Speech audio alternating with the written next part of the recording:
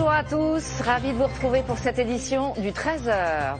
À la une aujourd'hui, cette information confirmée par l'Elysée. François Hollande a bien été hospitalisé pendant quelques jours en 2011 et opéré pour un problème de prostate.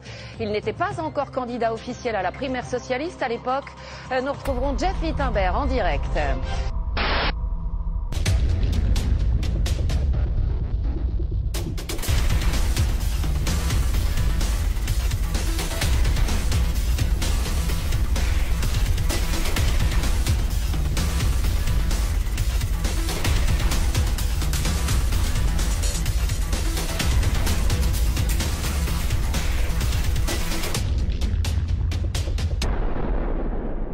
Salut à tous et bienvenue pour ce 49e numéro des infos dont on parle peu.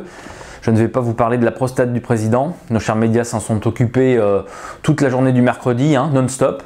Je vais vous parler de choses beaucoup plus importantes. On va parler d'infos internationales, où on va notamment revenir sur l'Ukraine. On va faire aussi le tour du Moyen-Orient. On va parler d'économie, où on va mettre le doigt sur la France en crise. Et on terminera avec la santé et environnement. On va parler un petit peu du gaz de schiste, un petit peu de Monsanto, un petit peu de Fukushima. Et j'ai fait réagir aussi Jean-Pierre Petit sur une vidéo que nous avons mise en ligne cette semaine. Attachez vos ceintures et on y va.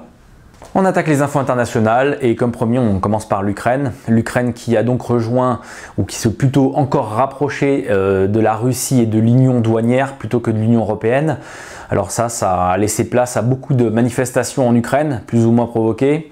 En tout cas, il y a eu de blocage de la part des manifestations, blocage des organes d'État. Donc, ce qui a fait dire au Premier ministre ukrainien que c'était une sorte de coup d'État. Alors, je cite, « Bloquer le fonctionnement des organes d'État est un signe d'un coup d'État. C'est très sérieux. Nous faisons preuve de patience, mais nous ne souhaitons pas que nos partenaires aient l'impression que tout est permis. » Voilà la déclaration de M. Azarov, le Premier ministre ukrainien. Alors à noter que des militantes fémènes se sont permis d'uriner sur le portrait du président ukrainien et ça s'est passé à Paris, en France.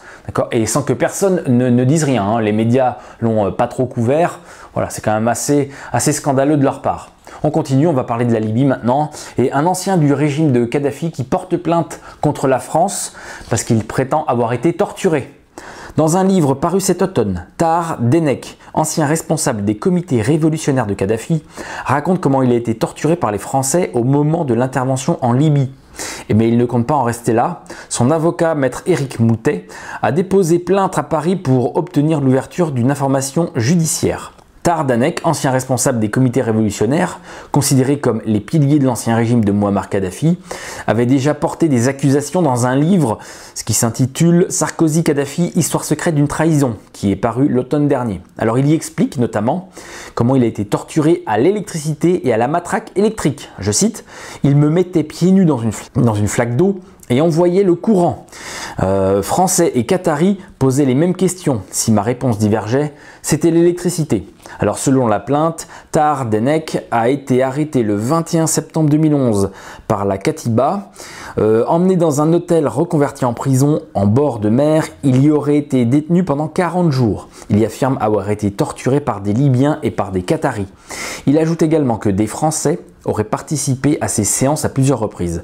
2 hommes, entre 35 et 45 ans, habillés en civil, et une femme, toujours habillée en civil, elle aussi, les cheveux noirs, la peau blanche et mesurant environ 1,65 m. Enfin, d'après ce Tahar Denek, les Français auraient appartenu à un groupe baptisé Bernard Lévy. Toujours selon le récit de l'ancien responsable des comités révolutionnaires, les interrogations portaient sur son travail, sur la famille Kadhafi, mais également, selon la plainte, sur les lieux de stockage des missiles, les caches d'armes, sur l'argent remis par le colonel Kadhafi aux étrangers. Alors je cite, « Nu et cagoulé, j'étais suspendu à un axe par les bras et les jambes, balancé la tête en bas pendant que j'étais frappé à coups de bâton et soumis à des décharges électriques derrière les oreilles, sous les aisselles et sur les testicules. » Voilà ce qui est écrit dans la plainte. Alors Tahar Denek a été libéré le 27 octobre dernier. Il s'est enfui en Tunisie, d'où il est originaire. Il a été également interrogé par la justice tunisienne 3 mois plus tard sur demande des autorités libyennes pour atteinte à la sécurité extérieure de l'État tunisien. On continue, on parle de la Syrie maintenant, où des rebelles syriens se sont emparés de la ville de Maoulouda. Alors, les rebelles syriens, dont des djihadistes du front Al-Nosra, se sont emparés de la totalité de la ville chrétienne de Mahalouda au nord de Damas. Voilà ce qu'a indiqué l'Observatoire syrien des droits de l'homme. Des combats sont toujours en cours en tout cas. Selon l'agence officielle Sana, les rebelles seraient entrés dans le couvent orthodoxe de Mar Takla, situé au milieu de la ville, et jusqu'à là contrôlé par l'armée, où se trouvent 40 religieuses et orphelins. Radio Vatican a d'ailleurs annoncé que 12 religieuses orthodoxes ont été emmenées de force de leur couvent. On continue, on va parler d'Israël, de l'Iran et de l'Arabie Saoudite. On démarre avec l'Israël qui aurait pris pour cible délibérément des journalistes. Ce n'est pas la première fois, hein. Le groupe de presse Foreign Press Association, qui regroupe tous les médias étrangers, y compris l'AFP, a accusé l'armée syrienne de viser délibérément des journalistes après que des soldats aient tiré des balles en caoutchouc et lancé des grenades assourdissantes en direction de ces journalistes qui ont été identifiés au préalable comme journalistes. Dans un communiqué, le groupe basé à Tel Aviv a déclaré que les troupes avaient directement ciblé un groupe de photographes couvrant les escarmouches à Kalandia, passage entre Jérusalem et Ramallah. Plus tôt, un photographe italien indépendant, couvrant le même incident, avait presque été frappé au visage par une balle en caoutchouc. On continue, on parle de Yasser Arafat maintenant. Alors il y a quelques temps, je vous donnais les conclusions d'une étude suisse qui concluait que Yasser Arafat avait été empoisonné au polonium. Ils avaient retrouvé à peu près 20 fois la dose maximale du corps humain en polonium dans son corps à lui. Et là, aujourd'hui, c'est une étude française qui contredit complètement la version suisse. Alors on ne sait plus trop où on en est. Donc aujourd'hui, les experts français chargés par la justice de procéder à des analyses sur la dépouille de l'ancien président palestinien ont rendu leur rapport. Selon eux, la réponse est non, il n'y a pas eu d'empoisonnement, sa mort était naturelle. Donc voilà, je ne sais pas qui a juste, qui a faux, mais en tout cas, il y a une des deux équipes qui n'est ou alors qui ment, ou alors qui n'est pas qualifiée pour faire ce genre d'expertise. On continue. Alors, la semaine dernière, je vous annonçais que l'Iran et les 6 pays, Angleterre, Allemagne, France, Chine, Russie, États-Unis, s'étaient mis d'accord par rapport au nucléaire iranien.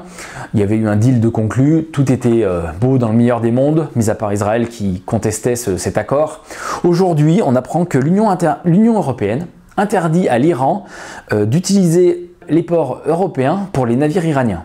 Alors on continue un petit peu dans le même esprit, alors que le deal, encore une fois, a été trouvé. Israël et l'Arabie Saoudite sont en train de coopérer pour saboter les installations nucléaires iraniennes. Le responsable de l'espionnage saoudien et le directeur du Mossad, l'agence de renseignement israélien, ont envoyé leurs représentants à une réunion à Vienne le 24 novembre afin d'accroître la coopération entre les deux parties dans les opérations de renseignement et de sabotage contre le programme nucléaire de l'Iran. L'une des propositions proposées lors de la réunion a été de produire un malware pire que le Stuxnet. Alors un malware, c'est un virus informatique. Pire que le Stuxnet. Alors le Stuxnet, si vous vous rappelez bien, c'est le virus informatique qui a été mis en route par Israël et par les États-Unis qui devait atteindre l'informatique iranien qui contrôlait le nucléaire. Je continue. Pire que le Stuxnet pour espionner et détruire la structure du logiciel du programme nucléaire iranien. Ce plan a besoin de beaucoup de temps et de financement, environ 1 million de dollars, mais il a été très bien accueilli par l'Arabie Saoudite. Donc on continue comme ça. Et d'ailleurs, on continue un peu dans le même esprit, toujours avec le deal qui a été conclu. Eh bien, un responsable du Congrès US qui s'appelle Duncan Hunter a déclaré, lui, que si les États-Unis devaient frapper l'Iran, alors on se demande bien pourquoi les États-Unis devraient frapper l'Iran maintenant, les USA devraient bombarder massivement les installations iraniennes et même balancer des bombes nucléaires sur les installations nucléaires iraniennes. Ça m'a l'air d'être une riche idée, hein. On continue et on parle de l'OTAN et des États-Unis en Afghanistan. Alors je vous racontais le fait que les États-Unis veulent partir de l'Afghanistan en 2014. Alors tout ça n'est pas très clair. Mais en tout cas, aujourd'hui, l'OTAN et les États-Unis mettent la pression sur l'Afghanistan afin que ceux-ci signent un traité de sécurité avec les États-Unis. Alors, pourquoi est-ce que les États-Unis et l'OTAN veulent mettre la pression sur l'Afghanistan et pourquoi est-ce que l'Afghanistan, avec Hamid Karzai en président jusqu'au printemps prochain, alors pourquoi est-ce que le président n'est pas pressé de signer ce traité? Certainement parce que dans ce traité, il est écrit que les soldats américains pourront procéder à des raids dans les domiciles du peuple d'Afghanistan. Et aussi peut-être parce que ces mêmes soldats pourraient avoir l'immunité juridique. Voilà. Mais bon, hein, pas de panique. Obama, d'abord, il a promis de s'excuser par rapport à toutes les bourdes des drones et des attaques des militaires américains sur des innocents. Il a promis de s'excuser et il a promis également que ça ne se reproduirait pas. Donc là, on peut être sûr du résultat. On continue et on va parler du reportage qui a été mis en ligne par l'agence Infolibre cette semaine. Le reportage qui parle de la suppression du référendum en cas de fusion entre deux collectivités. Alors ça c'est très important, hein. Il faut absolument que vous alliez voir ça. Vous regardez comment l'oligarchie veut supprimer l'État-nation France et tous les États européens pour en faire une Europe régionale. Très très importante. Je vous mets le lien sous la vidéo. Allez voir cette vidéo. On continue et on va parler maintenant du système Eurosur anti-immigration. Alors ça, j'étais même pas au courant que ça existait, je vous avoue. Hein. Le système Eurosur anti-immigration. Qu'est-ce que c'est? Donc, c'est le 2 décembre dernier est entré en vigueur le système Eurosur, un nouveau système européen de surveillance des frontières extérieures de l'Union européenne. Il vient renforcer l'agence de coordination Frontex. Alors ça non plus, je ne connaissais pas Frontex. Et s'appliquera en priorité à la Méditerranée. On continue, et d'ailleurs on en termine avec les infos internationales sur cette information-là. Le site Amazon, amazon.com, que vous devez tous connaître, le site de vente en ligne, a proposé de mettre en place un système de livraison par drone. Donc là, ça va être sympathique de voir tous ces drones voler dans les airs. Alors apparemment, ils promettent une livraison en moins de 10 heures, si j'ai bien compris. Hein. 10 heures pour faire des livraisons. Bon, évidemment, il faudra se trouver aux alentours d'un dépôt d'Amazon, j'imagine. Mais bon, voilà, en tout cas, c'est les premiers pas vers les livraisons par drone, ce genre de choses.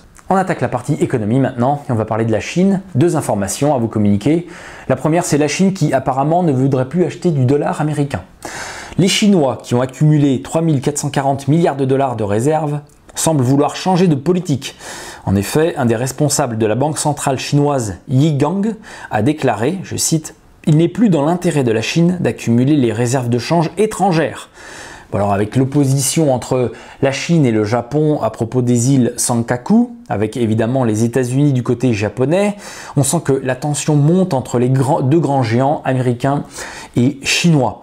Alors à noter que l'agence Infolibre a réalisé une interview d'Olivier Delamarche qui est en ligne. Je vous mets évidemment le lien sous cette vidéo. Interview dans laquelle Olivier Delamarche réagit sur cette information en ce qui concerne la Chine et le dollar US. Je vous laisse voir par vous-même. On continue, une autre information à propos de la Chine, puisqu'on apprend que le yuan vient de passer devant l'euro comme deuxième monnaie la plus utilisée sur les marchés mondiaux. L'an dernier, la part du commerce mondial en ce qui concerne le yuan était de un peu plus de 1% par rapport à l'euro qui lui était à peu près à 8%. Aujourd'hui, le yuan a atteint presque 9%, laissant l'euro loin derrière. Voilà, on continue. Alors on va parler de la France et donc qui s'enfonce dans la crise, comme je vous le disais en introduction. Alors première chose, un article très intéressant de Jacques Sapir, presque comme d'habitude j'allais dire, qui nous fait un petit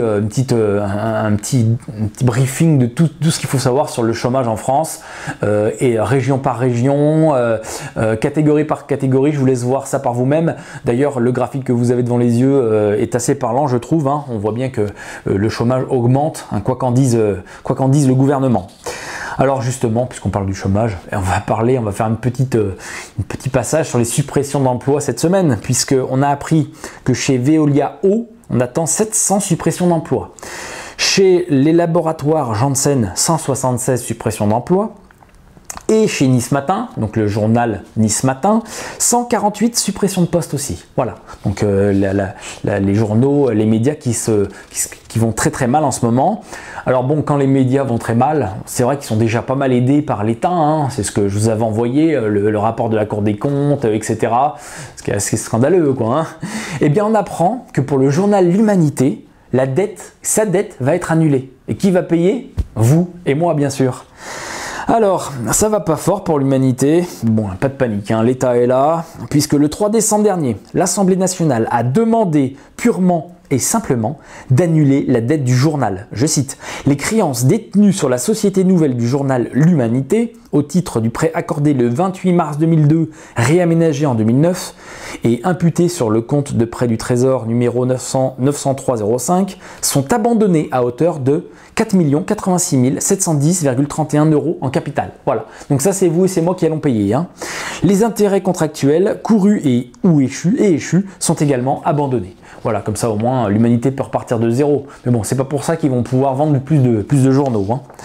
On continue un petit peu dans les révélations, ça aussi assez rigolo. Le porte-avions Charles de Gaulle à l'arrêt pour révision. Coût 1,3 milliard d'euros. Alors, pendant 20 mois, le porte-avions va subir une révision complète, un lifting d'un montant de 1,3 milliard d'euros. De septembre 2016 à février 2018, le porte-avions Charles de Gaulle va subir un arrêt technique majeur pour une révision complète du bâtiment. C'est ce qu'on a appris auprès du ministre de la Défense. Ce type d'arrêt est prévu tous les 7 ans et demi. Le 23 octobre dernier, Jean-Yves Le Drian, le ministre de la Défense, avait indiqué devant la commission élargie de l'Assemblée nationale que cet arrêt se déroulerait comme prévu pour un coût de 1,3 milliard d'euros. Enfin bon, il est gentil, hein, le ministre de la Défense, mais bon, je pense que le porte-avions Charles de Gaulle, avec tous les problèmes qu'il a eu ces dernières années, il a passé plus de temps en maintenance que sur la mer. Donc, qu'on vient de me dire aujourd'hui que c'était prévu et qu'il va passer un certain nombre de mois à se faire réviser pour 1,3 milliard, c'est quand même fort le café. Hein.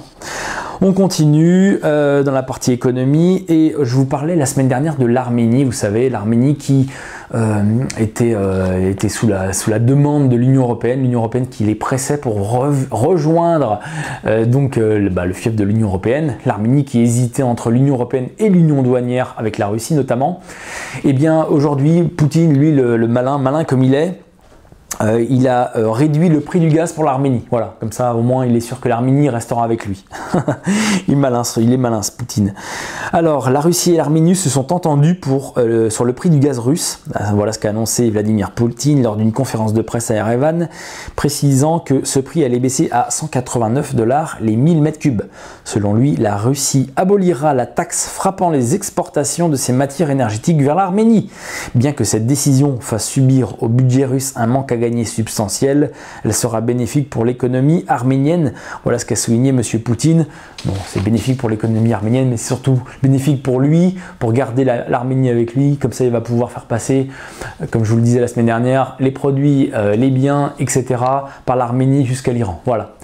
On continue et puis on va parler de la pauvreté. Alors, je vous parlais de la France en crise, on va parler de l'Europe en crise également, puisqu'on apprend que près de 125 millions d'Européens sont menacés de pauvreté ou d'exclusion. Près du quart des habitants de l'Europe sont menacés de pauvreté ou d'exclusion sociale. Ça, c'est en 2012 selon Eurostat. La tendance est à la hausse par rapport aux années précédentes. À la hausse puisque 24,8% des Européens étaient concernés en 2012 contre 23,4% en 2011 et 23,7% en 2008. La réduction du nombre de personnes confrontées au risque de pauvreté ou d'exclusion est l'un des objectifs clés de la stratégie d'Europe 2020 de l'Union européenne. Vous avez noté, hein, l'Europe 2020. Hein. Ouais, parce que là c'est tellement le bourbier qu'il n'y a pas de vision à court terme ou à moyen terme. C'est 2020. Hein. Avant ça, il n'y a rien à espérer. En Bulgarie, c'est presque une personne sur deux, 49% des gens qui sont menacés de pauvreté ou d'exclusion en 2012. La proportion est également particulièrement élevée en Roumanie, 42%, Estonie, 37%, en Grèce, 35%. A l'inverse, seuls 15% des habitants de la République tchèque étaient à risque, 17% en Finlande, 18% en Suède et au Luxembourg, et en France, la proportion est à 19%. Voilà, alors bon, on parle de pauvreté en Europe, on parle de pauvreté en France. Alors justement, cette année, s'est ouvert la 29e campagne hivernale des Restos du Cœur. Et 29e campagne hivernale, le taux de bénéficiaires ne cesse d'augmenter. Cette année, on attend plus de 1 million de bénéficiaires. 1 million. Donc, 29e campagne hivernale, plus de 2000 centres ouvrent leurs portes quotidiennement, ou au minimum 2 fois par semaine, pour servir des repas à ceux qui sont inscrits. Le seuil symbolique du million de bénéficiaires devrait être franchi cette année. 960 000 personnes ont été aidées pendant l'hiver 2012-2013 pour un total de 130 millions de repas. Ce chiffre augmente chaque année et le seuil symbolique du million va être atteint cette année-là. On attaque la partie santé et environnement maintenant, et on va démarrer avec les gaz de schiste, puisque l'Académie des sciences a pondu son rapport sur le sujet. L'Académie des sciences a délivré son avis sur les gaz de schiste le 15 novembre dernier. Préparé par le comité de prospective en énergie de l'Académie, le rapport expose l'état des connaissances actuelles sur les risques principaux liés à l'exploration et l'extraction des gaz de roche-mère, dits gaz de schiste.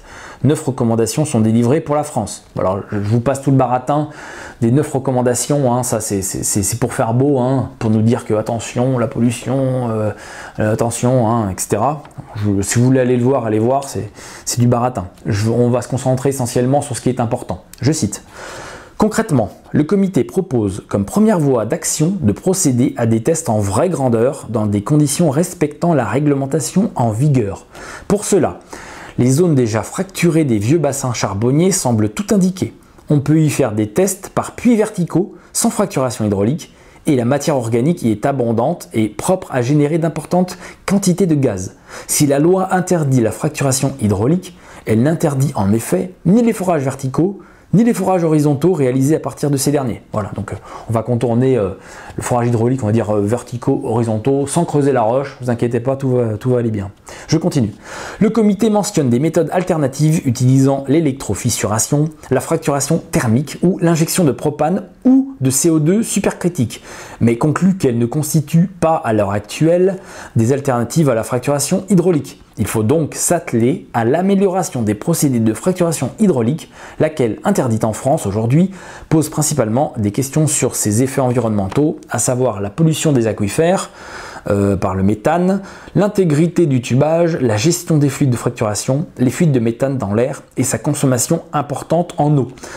Sur la pollution des aquifères, le comité de prospective estime que le risque de contamination directe est peu probable et peut être maîtrisé si une distance verticale de sécurité avec les aquifères est respectée. Voilà, donc en d'autres mots, toutes les méthodes alternatives ne sont pas au point et elles ne fonctionnent pas. Il n'y en a qu'une de méthode, c'est la fracturation hydraulique.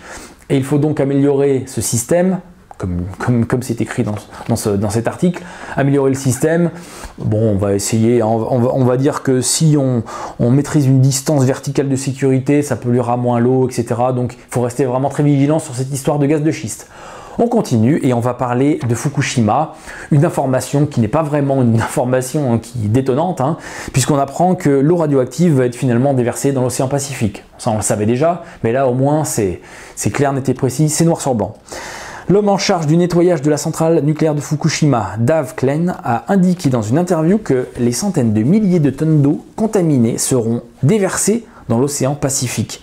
Dave Klein estime qu'après le traitement de cette eau et la suppression des éléments radioactifs, elle pourra être déversée sans danger dans le Pacifique. Je cite, « En fin de compte, quand l'eau sera déversée, elle aura été diluée. Ainsi, il n'y aura pas de risque pour la santé publique, mais c'est une question chargée d'émotions. » Voilà, je ne sais pas comment il va décontaminer l'eau. Ça, c'est un tour de magie. Hein. On parle maintenant des OGM, on parle de Monsanto en Argentine. Alors ça, c'est un article qui a été mis en ligne par l'agence Infolibre. Je vous invite à aller le voir sur notre site internet agenceinfolibre.fr. Alors, il s'agit de la population qui se soulève contre Monsanto en Argentine. Hein. Monsanto annonçait en juin 2012 la construction en Argentine de sa plus grande fabrique de semences de maïs transgéniques d'Amérique latine. Le pays, déjà deuxième producteur mondial d'OGM, est en passe de devenir un producteur de semences génétiquement modifiées, bon marché pour l'exportation. Sur le terrain, le bras de fer entre les habitants et la firme devient des plus musclés. Alors l'article relate tout l'historique de l'opposition entre Monsanto et la population argentine, allez voir par vous-même. Mais bon, le dernier rebondissement marque une détérioration du conflit. Le 28 novembre dernier au matin, un groupe d'environ 60 gros bras s'est présenté sur le site pour saccager le camp. Les militants ont dénoncé la participation du délégué d'un syndicat de la construction, des engins de sentier et des camions étant par ailleurs immobilisés sur le site depuis plusieurs jours après une première tentative de déloger les occupants. Donc voilà, la solution de Monsanto, quand il n'y a plus de solution, justement, on va embaucher des gros bras puis on va essayer de mettre tout le monde dehors. Hein. 2 enquêtes d'opinion en Argentine révèlent que 63,2% des Argentins sont contre l'installation de la multinationale dans la province et 68,8% soutiennent le mouvement de résistance des habitants. 3 universités nationales ont également dénoncé publiquement la légalité de l'installation de Monsanto. Les professeurs de droit de l'université catholique, celle de Rio Cuarto et celle de Cordoba, ont souligné le fait que la construction ait été autorisée sans la réalisation préalable d'une évaluation d'impact environnemental ni consultation publique, deux dispositions pourtant obligatoires. Elles ont également rappelé l'existence d'un principe de précaution argentin, des mesures de protection devant être prises lorsqu'il y a des risques sur la santé publique et sur l'environnement. Voilà, le reste de l'article, je vous laisse le lire, c'est sur le site agenceinfolibre.fr. On termine cette partie santé-environnement avec une vidéo que nous avions mise en ligne cette semaine, une vidéo sur l'énergie libre et de Nikola Tesla. Alors bon, ça a suscité énormément de commentaires, presque des injures. Bon, écoutez, on va peut-être pas aller jusque là quand même, mais bon, j'ai demandé à Jean-Pierre Petit de réagir sur cette vidéo. Écoutez. Bonjour Jean-Pierre Petit. Bonjour.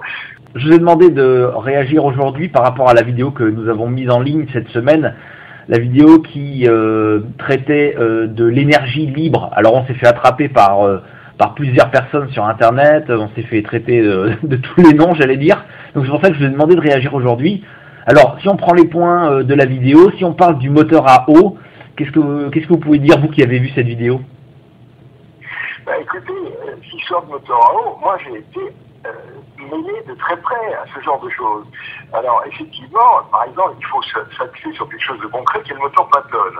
Dans le moteur Pattone, eh bien, on mélange au carburant un aérosol, un brouillard d'eau, et ce brouillard d'eau fait de très fines gouttelettes passant dans des parois métalliques s'électrise. Et à ce moment-là, en s'électrisant, il brise les macromolécules et il augmente le rendement de combustion.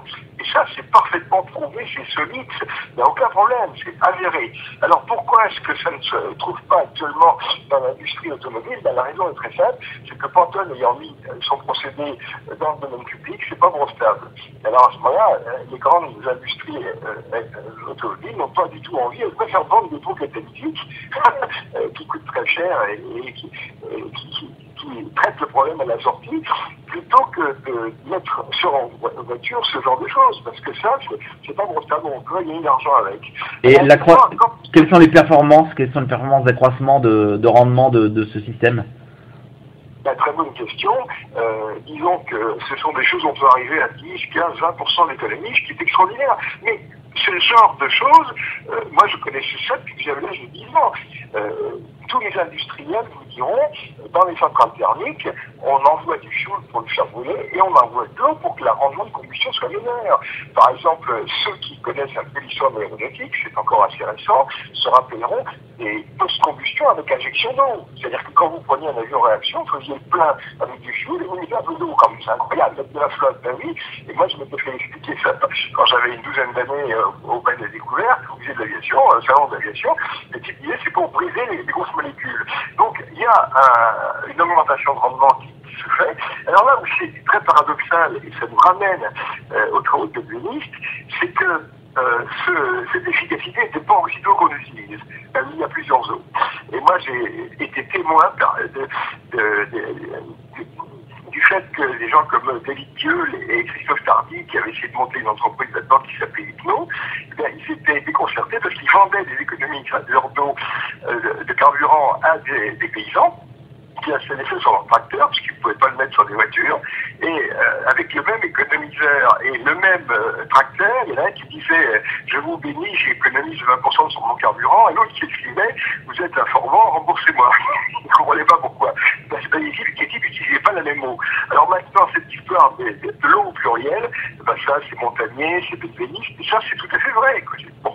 Et effectivement, les propriétés de l'eau, la structuration de l'eau se détruit à 70 degrés. Ça a été montré par Béniste, et les autres trouvaient la même chose. Donc si vous voulez, le fait de mettre de l'eau dans le carburant et d'arriver à une économie, c'est réel, c'est solide, c'est intéressant.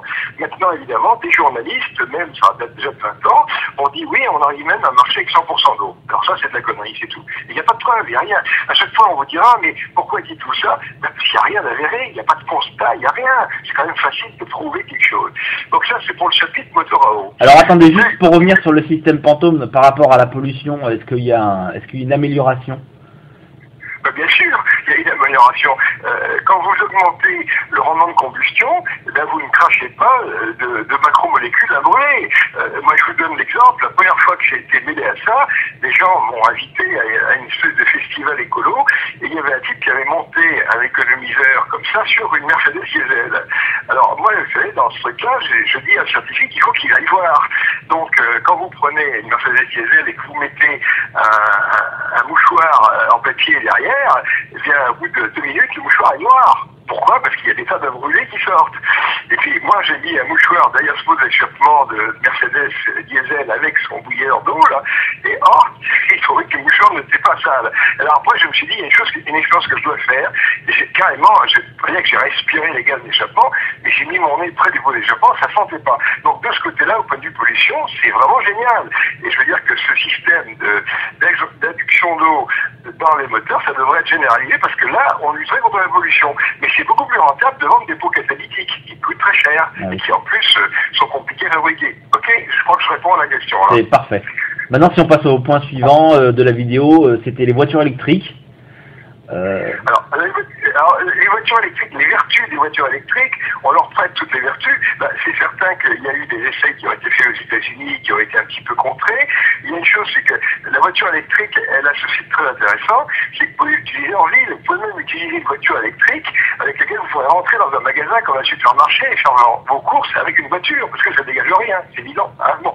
Maintenant, les gens qui douteront, par exemple, des vertus de voitures électriques devront aller sur Wikipédia, vous allez chercher à voiture électrique et une voiture qui s'appelle la Jamais Contente. Ben, je me contentais simplement de faire remarquer que la première fois qu'on avait passé 100 km/h avec un véhicule à roues, ben, c'est en 1899 avec une voiture électrique. C'est étonnant. Plus de 100 km/h, voilà, elle s'appelle la Jamais Contente. Bon, voilà ce qui est pour les voitures électriques, parce qu'il faut quand même avancer un petit peu. Ouais. Alors le prochain point, c'est les machines à rendement surunitaire. Alors les machines à rendement surunitaire, alors ça c'est encore un cheval de bataille de tas de gens. Moi j'ai vu aussi des tas de machines de ce genre-là. Je ne sais plus si c'est pas un type qui s'appelait Franck Athem qui avait développé ça. Lui, il a imaginé un système où on a des disques qui au lieu d'être des engrenages, il y a des aimants. Et moi j'ai vu un type me rendre visite avec ce genre de choses qu'il avait payé 2000 € d'ailleurs, en kit, en me disant regardez, ça entraîne. Eh ben oui, c'est normal, ça entraîne, vous savez, mettre des aimants face à face, il s'attire, voilà. Et à ce moment-là, l'autre dit je mets un système, un deuxième système, un troisième système. Et alors, vous voyez, là, j'ai 1000 watts, et puis là, j'ai plus 1000 watts, et j'ai 4000 watts, etc. C'est un type qui confond les watts et les volts. Et à ce sujet-là, j'ai vu un bonhomme qui avait acheté ce genre de dispositif. Alors, il a un chalet sur un col, je ne sais plus comment il s'appelle, et là, effectivement, j'ai vu des stages aux gens sur cette espèce d'énergie verte. Et alors, il a une éolienne, il a des capteurs solaires, très bien, c'est très intéressant. Alors, s'agissant de son système à rendement surunitaire, moi, je lui ai carrément écrit, nous sommes une équipe d'ingénieurs, et on est prêt à monter vous voir avec des appareils qui s'appellent des wattmètres, qui permettent de mesurer l'énergie à l'entrée et à la sortie pour vérifier ce que vous dites. Et là, à ce moment-là, il s'est défilé. Il a dit, il ne faut pas confondre puissance et énergie. Enfin, il connaît rien, quoi. Je veux dire, là, il y a quelque chose qui déconne, et je peux dire une chose, c'est que dans ces systèmes à rendement surunitaire, il n'y a aucune manip qui donnait des résultats tangibles. Voilà. Et je ne sais pas pourquoi cette mode s'est répandue. Vous voyez, un scientifique doit être ouvert à tout. Hein, il ne doit pas dire c'est pas possible parce que simplement il y a une chose qu'on peut dire, c'est montrez-nous. Et là, quand on cherche à voir des choses qui se montent, il n'y a pas moyen. Alors ça, dans ces machines-là, vous avez des générateurs magnétiques. Hein. Dès qu'il y a des aimants, que c'est magnétique, alors ça devient du rêve. Il faut savoir que dans un aimant, il y a une énergie P2 sur 2,0, qui est importante.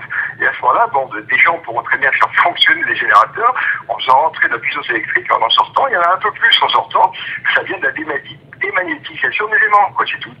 Alors, dans ce truc-là, c'est impossible d'avoir un protocole, d'avoir un article, d'avoir une publication scientifique où le type dit nous avons fait ça, nous avons sorti plus d'énergie que nous n'en rentrions et les aimants n'ont pas été démagnétisés. Ça, on n'a pas non plus. Voilà encore des choses qui foutent le camp. D'accord. Enfin, dernier point, c'est l'énergie du vide.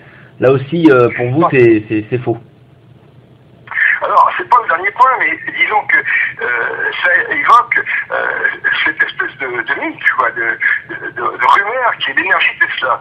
Alors Tesla, effectivement, quand on connaît bien sa vie, c'est un type complètement fantastique. Hein. Il a inventé le courant alternatif, il a inventé l'adduction, il a pratiquement inventé la radio, il a inventé la télécommande, il a inventé le radar, il a dit qu'on pouvait transporter de l'énergie avec des ondes.